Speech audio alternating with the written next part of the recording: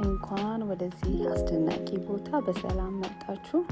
ዛሬ የምንገኘው በሃይናን ግዛት በዶንዡ ከተማ ውስጥ በታዋቂው ኦሽን ፍላወር አይላንድ ላይ ነው።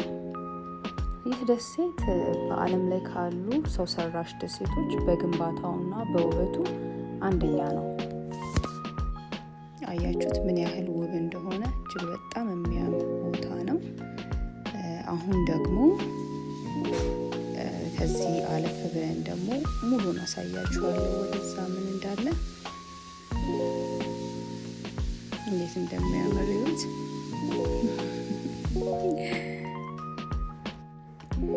ያ ደግሞ ራቅ ብሎ ከፊት ለፊታችሁ የምታዩት ያ ነጩ በረዶ ማለት ነው። ቀረብ አድርጌ ላሳያችሁ። ወደዚህ ሲመጣ አይቻልም። በስተቀኝ በኩል ቀረብ ሳደርገው ይታያችኋል። ነጩ የበረዶ ተራራ የሚመስለው ይህ ማለት ነው። ይህ ህንፃ ስኖውበርግ ዋተር ኪንግደም ይባላል።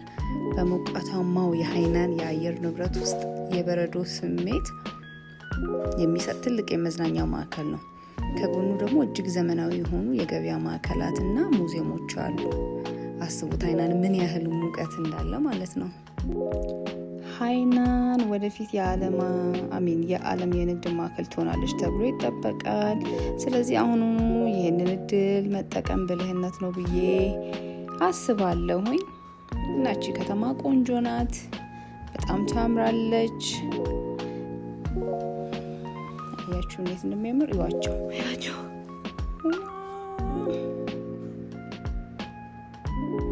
በጣም የሚገርመው ደግሞ ይህ ቦታ ሰው ሰራሽ ደሴት ነው።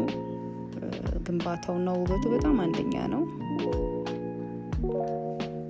ቅድም እንዳልኳችሁ በዓለም ላይ ካሉ ሰው ሰራሽ ደሴቶች በግንባታውና በውበቱ አንደኛ የሚባል ነው። ይህ ደግሞ ሂልተን ሆቴል ነው። እዛ ያለ ሂልተን ሆቴል ውስጥ ነው። ይህ ሂልተንን በዶንዡ በዛውም እያያችሁ እና ይህንን ይመስላል ሂልተን ሆቴል። እጅግ የሚያምር ዘመናዊ ቆንጆ ሆቴል ነው። እዛ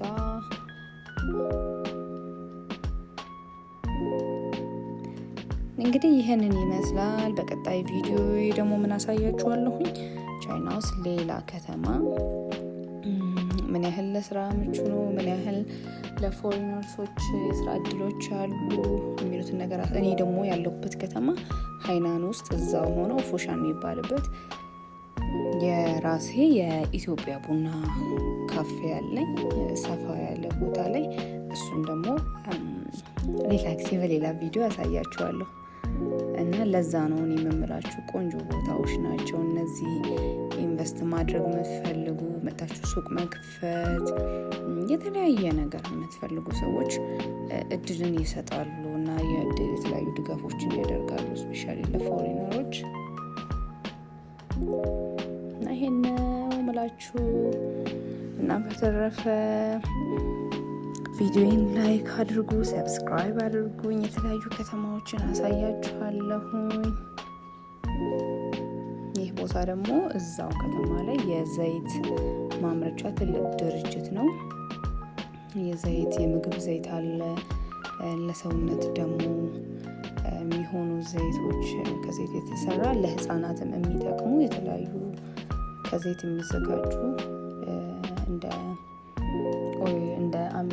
ትሪትመንት ነገሮች አሉ። ይሄ ስክሪን ላይ የምታዩት ይህ ነው። ይህ ቦታ ነው። የዘይቱ ካምፓኒ ውስጥ ነው። የዚህ ቀን ፎሪነሮች ተጋብዘን ሄደን ነበር ቦታውን ለመጎብኘት እና ከፊት የምታዩት ሁለቱ እንደዛ ዳርና ዳር ያለው ህንፃ ደግሞ ሂልተን ሆቴል ነው። ወደ ውስጥ እየገባን ነው ለምሳ እና በቃ ይሄንን ይመስላል። ፕሊዝ ሰብስክራይብ አድርጉኝ፣ ላይክ ሼር አድርጉ። የተለያዩ ነገሮች ያሳያችኋለሁ።